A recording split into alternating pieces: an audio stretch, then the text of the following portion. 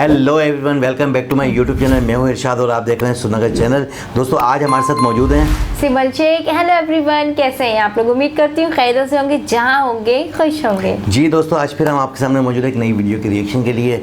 India ने कितनी तरक्की की और आने वाले टाइम में और मुझे क्या क्या होने वाला है इस वीडियो में देखते हैं। चलते हैं पहले वीडियो की जानिब। जी तो दोस्तों चलते हैं वीडियो की जानिब। वीडियो का टाइटल है how service and IT sector make India economic super power. तो देखते हैं कि इस वीडियो में क्या है।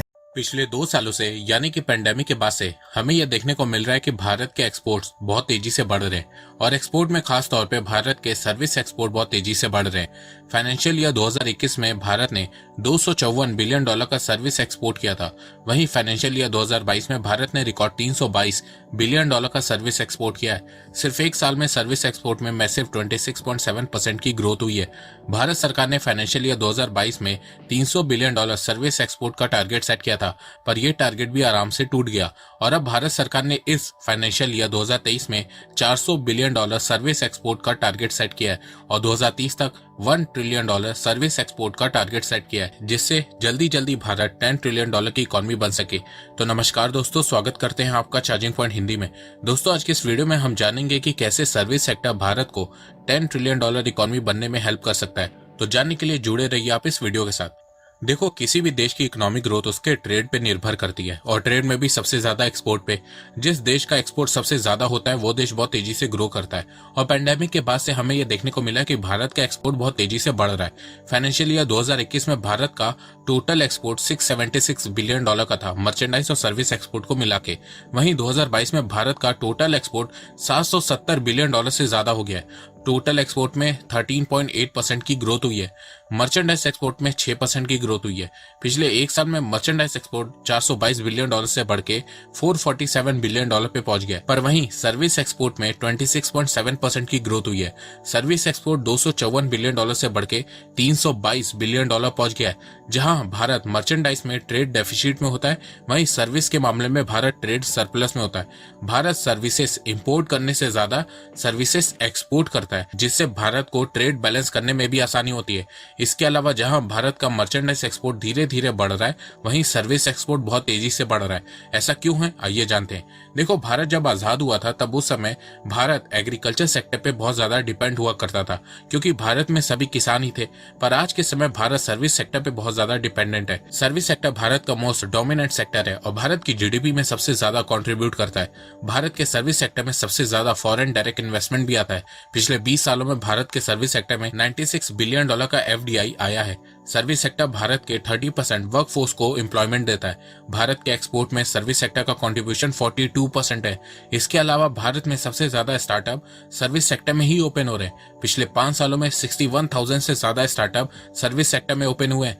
देखो, भारत में सर्विस सेक्टर को बूस्ट 1991 के बाद से मिला है, जब भारत सरकार ने इकोनॉमिक लिबरलाइजेशन पॉलिसी अपनाई और भारत के मार्केट को दुनिया भर की कंपनीज के लिए खोल दिया, जिसका रिजल्ट ये निकला कि एक के बाद एक फॉरेन कंपनी भारत में आने लगी और इंडियन कंपनीज के साथ मर्ज होने लगी, उनमें इन्वेस्ट करने लगी। जिसके बाद भारत में BPOs, कॉल सेंटर ओपन होने लगे, फिर IT कंपनीज ओपन होने लगी, जिससे भारत के सर्विस सेक्टर की ग्रोथ भी तेजी से होने लगी। सर्विस सेक्टर के चलते भारत को ग्लोबली अपने आप को रिप्रेजेंट करने का मौका भी मिल गया और भारत ने यह मौका गवाया भी नहीं और अपने सर्विसेज को वर्ल्ड वाइड फैलाना स्टार्ट कर दिया और इससे भारत का सर्विस एक्सपोर्ट भी बढ़ना शुरू हो गया और सर्विस सेक्टर का कंट्रीब्यूशन भी भारत की GDP में तेजी से बढ़ने लगा।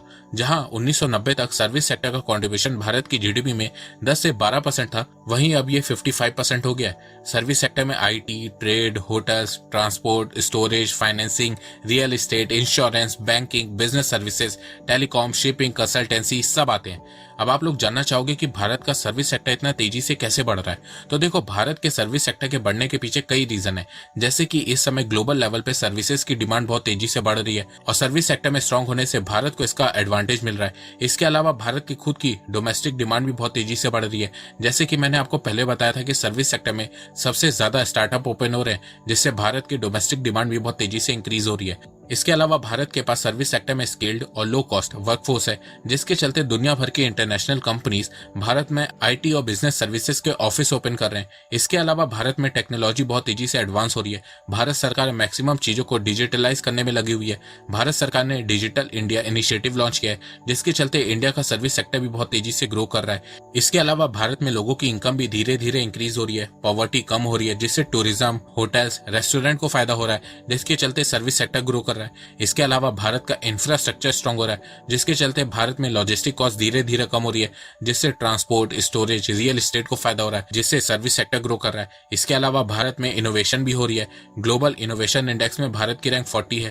तो इन सब रीजन के चलते भारत का सर्विस सेक्टर तेजी से ग्रो हो रहा है। आइए अब जानते हैं कि भारत का सर्विस एक्सपोर्ट इतना तेजी से क्यों बढ़ रहा है। तो देखो, भारत के सर्विस एक्सपोर्ट बढ़ने के पीछे आईटी और बिजनेस सर्विसेज है। भारत के सर्विस एक्सपोर्ट में सबसे ज्यादा कंट्रीब्यूशन आईटी सर्विसेज का होता है। सर्विस एक्सपोर्ट में 45% शेयर आईटी सर्विसेज का है। आज भारत वर्ल्ड का आईटी कैपिटल बन चुका है। अगर आज इंफॉर्मेशन टेक्नोलॉजी नाम का कोई देश होता तो उसकी कैपिटल भारत ही होता। वो इसलिए क्योंकि भारत आईटी बीपीओ का लार्जेस्ट एक्सपोर्टर है। 55% global outsourcing market share Bharat के पास है। भारत की आईटी इंडस्ट्री में 17,000 से ज्यादा फर्म्स है, जिसमें 1,000 बड़ी फर्म्स है, जिसकी भारत में 50 से ज्यादा डिलीवरी लोकेशंस है। भारत के आईटी इंडस्ट्री में 5.1 मिलियन एम्प्लॉयज हैं और 10 मिलियन इनडायरेक्ट एम्प्लॉयज हैं। वर्ल्ड की टॉप 10 आईटी कंपनीज में भारत की 4 आईटी जायंट्स कंपनी है, TCS, Infosys, Wipro, HCL tech. Bharat का आईटी सेक्टर भारत की जीडीपी में इस समय 8% कंट्रीब्यूट करता है। आज के समय वर्ल्ड की बड़ी बड़ी tech companies Google, Microsoft, IBM Bharat में खूब इन्वेस्ट कर रही हैं, क्योंकि इन कंपनीज को पता है कि भारत के आईटी सेक्टर में बहुत ज्यादा पोटेंशियल है और आने वाले 10 सालों में भारत का इंफॉर्मेशन टेक्नोलॉजी का मार्केट बहुत तेजी से बढ़ने वाला है। भारत हर साल आईटी इंडस्ट्री में लगभग 7.7% से ग्रो कर रहा है। तो जैसे जैसे भारत का आईटी सेक्टर ग्रो कर रहा है, भारत का सर्विस एक्सपोर्ट भी बहुत तेजी से बढ़ रहा है। आईटी के अलावा सर्विस एक्सपोर्ट में 25% शेयर बिजनेस सर्विसेज का है। बिजनेस सर्विसेज जैसे कि accounting, auditing, quality assurance, research and development, management consulting, तो भारत अब इन सर्विसेज को भी बहुत तेजी से एक्सपोर्ट कर रहा है। देखो, जिस तरह 2000 में बीपीओ कॉल सेंटर का बूम आया था और दुनिया भर के देशों को लो कॉस्ट में इंग्लिश स्पीकिंग वर्कफोर्स चाहिए थी, तो इसका फायदा भारत ने उठाया था। भारत के पास लो कॉस्ट में इंग्लिश स्पीकिंग वर्कफोर्स अवेलेबल थी और इसके चलते भारत का सर्विस सेक्टर ग्रो होना शुरू हो गया था। वहीं अब दुनिया भर के देशों को लो कॉस्ट में आईटी एक्सपर्ट चाहिए, ऑडिटर चाहिए, मैनेजमेंट कंसल्टिंग टीम चाहिए, अकाउंटेंट चाहिए, तो यहाँ पे भी भारत इसका फायदा उठा रहा है। जहां यूएस में एक अकाउंटेंट को साल भर में 70 लाख रुपए मिलता है, वहीं इंडिया में उसी स्किल के अकाउंटेंट को 15 लाख रुपए मिलता है। तो इसके चलते अब इंटरनेशनल कंपनीज आईटी और बिजनेस सर्विसेज के लिए इंडियन कंपनीज को ज्यादा हायर कर रही हैं, ताकि लो कॉस्ट में उन्हें बेटर सर्विसेज मिल सके और इससे भारत को भी फायदा हो रहा है। भारत का सर्विस एक्सपोर्ट बहुत तेजी से बढ़ रहा है। इसके अलावा इंटरनेशनल कंपनीज को एक्स्ट्रा एम्प्लॉय एक्सपेंसेस भी नहीं उठाना पड़ता है। तो इसके चलते भी अब इंटरनेशनल कंपनीज इंडियन कंपनीज से अपना आईटी और बिजनेस सर्विसेज का काम करवाती हैं। इसके अलावा बड़ी बड़ी Indian companies GCC global capability centre open कर रही हैं। इस समय भारत में 1500 से ज्यादा जीसीसीज है। वर्ल्ड का 45% जीसीसी इंडिया में है। जीसीसी ओपन करने से इंडियन कंपनीज को यह फायदा होता है कि वो अपनी पेरेंट कंपनी से तो इंडिया के लिए काम करती ही हैं, पर वहीं जीसीसी से वो प्रोफेशनल जैसे कि IT expert, CA, accountant, business expert को हायर करते हैं, जो फॉरेन कंपनीज फॉरेन क्लाइंट के लिए काम करते हैं। उन्हें IT support, back office operation में हेल्प करते हैं, जिससे इंडियन कंपनीज को प्रॉफिट भी होता है, साथ में एम्प्लॉयमेंट भी जनरेट होती है और सर्विस एक्सपोर्ट भी बढ़ता है। तो जहां सर्विस सेक्टर भारत की जीडीपी में इतना कंट्रीब्यूट करता है, पर इसके बावजूद भारत सरकार सर्विस सेक्टर पे ध्यान नहीं देती है।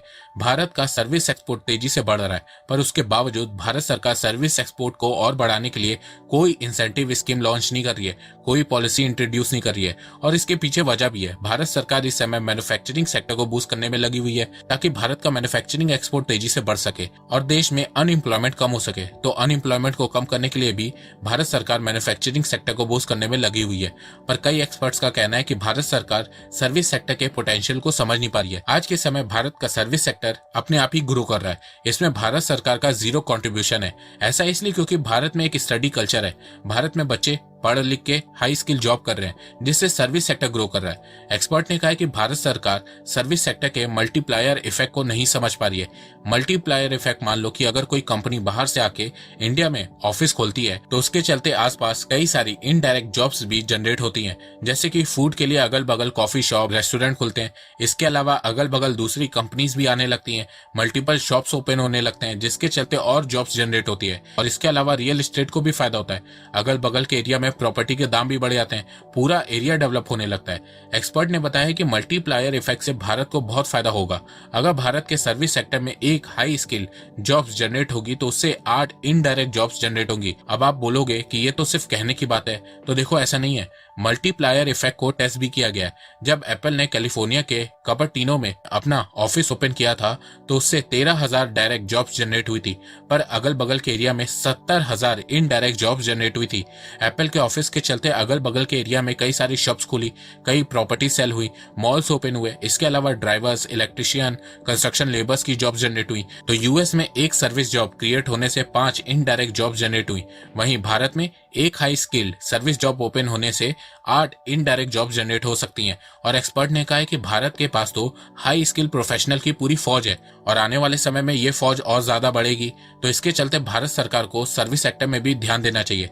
देखो, अगर भारत को $5 ट्रिलियन, $10 ट्रिलियन इकोनॉमी बनना है तो इसमें सर्विस सेक्टर का बहुत मेजर रोल होने वाला है। और सर्विस सेक्टर को बूस्ट देने के लिए भारत सरकार को कुछ स्टेप लेने होंगे, जैसे कि मैन्युफैक्चरिंग सेक्टर की तरह सर्विस सेक्टर में भी PLI स्कीम लॉन्च करनी होगी। इसके अलावा भारत सरकार को दूसरे देशों के साथ फ्री ट्रेड एग्रीमेंट के दौरान सर्विस सेक्टर को प्रमोट करना होगा। इसके अलावा भारत सरकार को सर्विस सेक्टर को डाइवर्सिफाई करना होगा। अभी सर्विस सेक्टर का मेजर रेवेन्यू सिर्फ IT और बिजनेस सर्विसेज से आता है, पर अब भारत सरकार को दूसरे सब सेक्टर्स में भी ध्यान देना होगा, जैसे कि टूरिज्म, हेल्थ केयर। इसके चलते भी सर्विस सेक्टर ग्रो करेगा। इसके अलावा भारत का ई-कॉमर्स सेक्टर भी बहुत तेजी से ग्रो कर रहा है, जिसके चलते फ्यूचर में सर्विस सेक्टर को बहुत ज्यादा फायदा होगा। एक अनुमान लगाया गया है कि 2030 तक भारत का ई-कॉमर्स एक्सपोर्ट 200 से $300 बिलियन तक पहुंच सकता है। तो भारत सरकार को ई-कॉमर्स में भी ध्यान देने की जरूरत है। अगर भारत सरकार मैन्युफैक्चरिंग के साथ साथ सर्विस सेक्टर को भी सपोर्ट करने लगती है तो इससे इंडिया की GDP और तेजी से बढ़ेगी और भारत जल्दी से $5 ट्रिलियन और $10 ट्रिलियन की इकोनॉमी बनेगा। सिमल, देखा आपने कितनी ज़बरदस्त वीडियो, और आप अंदाज़ा लगाएं कि IT के हवाले से अगर आप देखें सर्विस सेक्टर में जो कितनी ग्रो की है भारत ने, और मुस्तकिल जो है काम चला जा रहा है जब से कि ये कॉल सेंटर आए हैं इंडिया में, और कॉल सेंटर्स में जो लोगों ने जाके काम किया, उसकी वजह से भी IT सेक्टर ने जो बड़ा अहम किरदार अदा किया है, और सर्विस सेक्टर में बड़ा अहम किरदार अदा किया है कि भाई जो भी चीज़ें जो है पहले बाहर की कंपनियां जो है किसी और से जो है काम करवाती थी, लेकिन अब जो है भारत से काम करवा रही हैं, क्योंकि उसमें उनको जो है काफ़ी सारा बेनिफिट है, क्योंकि कास्ट जो है ना कम आ रही है। एक तो कि वहाँ 70 से 71 लाख रुपए जो है खर्च हो रहे थे, अदरवाइज जो है इधर 15 लाख रुपए में काम हो रहेगा। तो ये हाँ, अच्छा, एक आपने देखा होगा कि काफ़ी सारी हमने वीडियो की हैं, तो उसमें ये कि काफ़ी सारी फॉरेन की कंपनियाँ, बाहर की कंपनियाँ जो है वो इंडिया में आके काम कर रही हैं। तो उसकी एक मेन वजह ये भी है कि एक तो ये कि जो है ना लो कास्ट जो है ना लेबर मिल जाती है, कि अगर वो वहाँ पे काम करवाते हैं तो वहाँ पे डॉलरों में काम होता है, और फिर जो है ना पैसे ज़्यादा खर्च किए जाते हैं, और वही स्किल वही कोर्स किया हुआ बंदा जो है वो बाहर की कंपनी में जो मिल जाता है, तो वो वहाँ से जो है काम करवा लेते हैं, तो उनको जो है वो पैसे एक तो बच जाते हैं। दूसरा ये कि जब अपर मैनेजमेंट में वो लोग काम कर रहे होते हैं तो उनको वो फैसिलिटीज़ भी दी जाती हैं कि भाई आपको रिहाइश भी दे रहे हैं, खाने पीने की भी सहूलत दे रहे हैं, तो वो भी उनका जो है बच जाता है, बिल्कुल अकोमोडेशन भी उनकी बच जाती है, तो काफ़ी सारे उनको बेनिफिट मिलते हैं। यही वजह है कि वो आके जो है ना इंडिया में जो है अपनी जो है मैन्युफैक्चरिंग प्लांट और काफ़ी सारी कंपनियां जो है ना स्टार्ट करते हैं। अच्छा, ये एक चीज़ और भी है कि जब इस तरह की कंपनियां किसी भी कंट्री में आके अपना जो है काम स्टार्ट करती हैं तो उसके अगेंस्ट में और बहुत सारी जॉब्स जो है मिल जाती हैं, कि भाई कुछ जो है फूड के हवाले से, या जो है ना अपना चाय कैंटीन बन जाती है, तो टी के स्टॉल्स लग जाते हैं, कॉफ़ी के स्टॉल्स लग जाते हैं, इस तरह की चीज़ें हो जाती हैं। अब फिर वो जो लाने ले जाने के लिए गाड़ियाँ भी चाहिए होंगी, तो ड्राइवरों की जॉब्स भी निकल जाती हैं। तो बहुत सारी चीज़ें जो है ना, बहुत सारी चीज़ें जो है वो मज़ीद जो है ना उनको जो जॉब्स, कारोबार का रास्ता बन जाता है, अर्निंग होने लग जाती है। बिल्कुल, तो ये भी एक वजह है। अच्छा, एक्सपोर्ट के हवाले से अगर आप देखें तो इंडिया ने जो है एक्सपोर्ट जो है अपनी बढ़ा दी है, और एक्सपोर्ट में जो है काफ़ी सारी ऐसी मैन्युफैक्चरिंग कंपनियां हैं जो अपनी चीज़ें जो है बाहर बेच रही हैं। और अभी हाल ही में आपने देखा होगा कि एक्सपोर्ट के हवाले से मैं वंदे भारत का नाम लूँगा कि भाई उन्होंने ट्रेन बनाई है, 400 ट्रेनों का उनको ऑर्डर मिल भी चुका है। काफ़ी सारी 3-4 कंट्रीज हैं जो उनको ऑर्डर दे रही हैं, 12-13 कंट्रीज़ हैं जो ऑर्डर देने को तैयार हैं। हाँ, एशिया में काफ़ी उनको काम मिला है। साउथ अफ्रीका से उनको ये ऑर्डर मिले हैं, लेकिन ये कि अब वो चल ही रहा है सिस्टम। और ये मैं देख रहा हूँ कि काफ़ी ग्रो कर रहा है हर सेक्टर में। उसकी वजह क्या है कि ग्रो करने की कि भाई हर आदमी अपनी जुस्तजू में लगा हुआ है और जो वो काम सीखा हुआ है, यानी कि जो स्किल्स उसके पास हैं वो यूटिलाइज कर रहा है। और बड़ी बड़ी कंपनियां जो है ना अपने वर्करों को जो है काफ़ी सारी फैसिलिटीज़ दे रही हैं, जिसकी वजह से हर बच्चा जो है, जो कोर्स करने वाला बच्चा है, उसका भी मोराल जो है बुलंद होता है कि भाई मैं भी ये करूँगा तो मैं भी ये बन जाऊँगा, मैं भी ये करूँगा तो मैं भी बन जाऊँगा। तो बच्चों का शौक़ और वो नौजवान जो मुल्क की तरक्की में बड़ा अहम किरदार अदा करते हैं। मैं ये देख रहा हूँ कि इंडिया में जो नौजवान हैं वो अपनी मुल्क को आगे बढ़ा रहे हैं, अपने मुल्क से मोहब्बत कर रहे हैं, अपने लोगों से जो है मोहब्बत कर रहे हैं कि भाई आओ आके जो यहाँ पर जॉब कर लो। आओ, हम तो हमारे मुल्क में तो जो है ना हमें तरस रहे हैं बच्चे के भाई हमें जॉब्स मिल जाएँ, कहीं आप लगवा दें। एक दूसरे से बोलते हैं यार हमारे बच्चों को कहीं लगवा दें, तो ना ही स्टेपल हो रहा है मुल्क और ना ही कोई जॉब्स निकल रही हैं। लेकिन वो मुल्क जो है स्टेपल है, एक जगह पर मानो ग्रो कर रहा है और फिर जॉब्स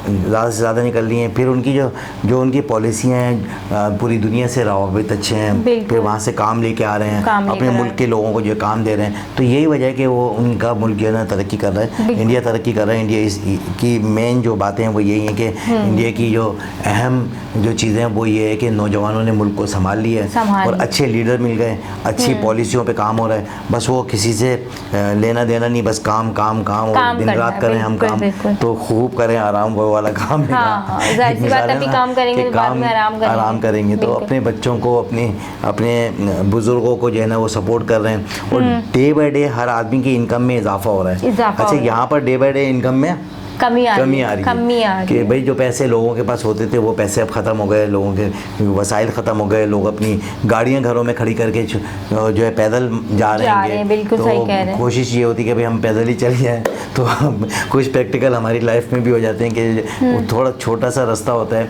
और ऑटो रिक्शे वाला मांगता है भाई 200 रुपये लूँगा, तो यानी कि 10 मिनट की वॉकिंग डिस्टेंस का भी वो 200 रुपये ले लेता है। तो कोशिश ये होती है कि भाई हम जो है ना पैदल ही चले जाएं। वो पहले 50 रुपये लेते थे, अब उसके 200 रुपये आज ही हमारे साथ ये हुआ है सिमल के। अच्छा। मैं और मेरा बच्चा जा रहे थे तो हमने कहा यार हम रिक्शा पकड़ लेते हैं क्योंकि लेट हो रहे हैं। गाड़ी वो बच्चे के पास चाबी थी तो मैंने कहा चाबी का इंतजार करेंगे तो 2 बज जाएंगे, तो हम पैदल ही चल पड़ते हैं। तो मैंने कहा रिक्शा पकड़ लेते हैं, तो रिक्शे वाले से पूछा तो कहते हैं 200 रुपये, यानी कि वॉकिंग डिस्टेंस था 10 से 15 मिनट का। तो 10 से 15 मिनट के वॉकिंग डिस्टेंस के भी 200 रुपये। तो कोशिश ये होती है कि भाई ये 200 रुपये बचा, तो हमने वो वॉकिंग डिस्टेंस वॉक करके एक्सरसाइज भी हो गया। जी हाँ, एक्सरसाइज हो गई। तो बहरहाल ये एनर्जी में इजाफा भी होता है और घुटनों में दर्द नहीं होगा और बॉडी आपकी चुस्त रहेगी। तो दोस्तों बहुत ज़बरदस्त ये वीडियो थी। इस वीडियो को देखकर अगर कोई समझदार आदमी होगा तो वो समझेगा कि यार वाकई दुनिया जो है कहाँ से कहाँ जा रही है और हम लोग जो है क्या कर रहे हैं। हर आदमी का जुस्तजू बढ़ती है,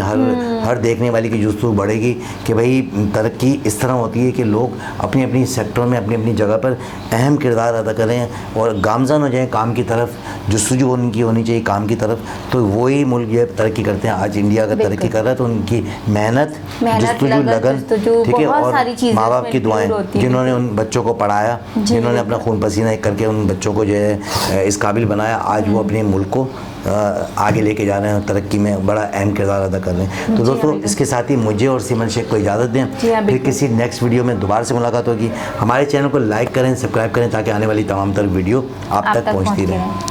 अल्लाह हाफिज़। अल्लाह हाफिज़।